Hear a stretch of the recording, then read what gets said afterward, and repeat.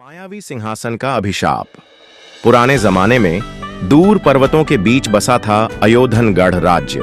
यह राज्य अपनी समृद्धि और शक्ति के लिए मशहूर था, लेकिन असली ताकत का स्रोत था राजमहल का मायावी सिंहासन। कहते हैं यह सिंहासन सोने चांदी का नहीं बल्कि किसी दिव्य धातु से बना था, जिस पर अनगिनत रत्न जड़े थे। लेकिन इसकी सबसे अजीब बात यह थी कि जो भी इस पर बैठता उसे असीम शक्ति मिलती, लेकिन उसके जीवन में अनजाना अंधकार भी उतर आता। सदियों से इस सिंहासन पर बैठने वाले सभी राजाओं का अंत रहस्यमय और भयावह हुआ था। इसलिए अंतिम राजा वीरेंद्र प्रताप ने इसे महल के सबसे अंधेरे कक्ष में बंद कर दिया था। कक्ष के बाहर ताले, मंत्र और प्रहरी, ताकि कोई इसे छू भी न सके। रहस्य का खुलना सालों बाद जब वीरेंद्र प्रताप की मृत्यु हुई। उनके युवा पुत्र अर्जुन देव ने राजगद्दी संभाली, लेकिन उनकी महत्वाकांक्षा बहुत बड़ी थी। एक दिन एक बूढ़ा साधु महल में आया और फुसफुसाकर बोला, राजन, आपके पूर्वजों की ताकत का रहस्य आज भी महल में सो रहा है। अगर आप मायावी सिंहासन पर बैठ जाएं, तो आप पूरे संसार पर राज कर सकते हैं।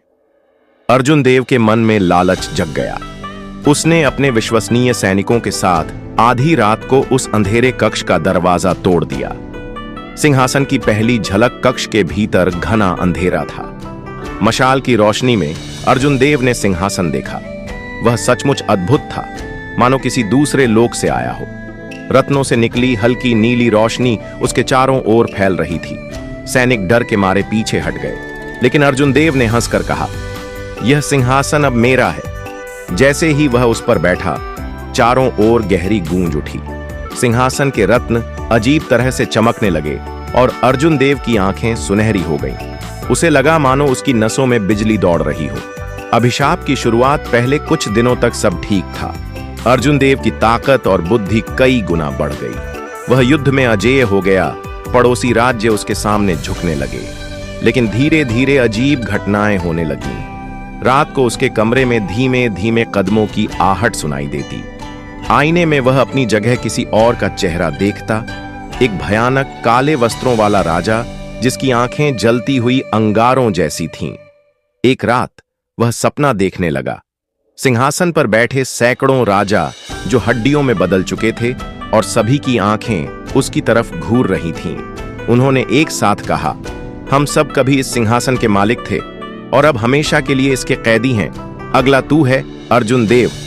अंतिम निर्णय। अर्जुन देव नींद से जागा, पसीने से लथपथ। उसे समझ आ गया कि यह सिंहासन सिर्फ शक्ति नहीं बल्कि एक श्राप है जो हर मालिक को धीरे धीरे निगल लेता है।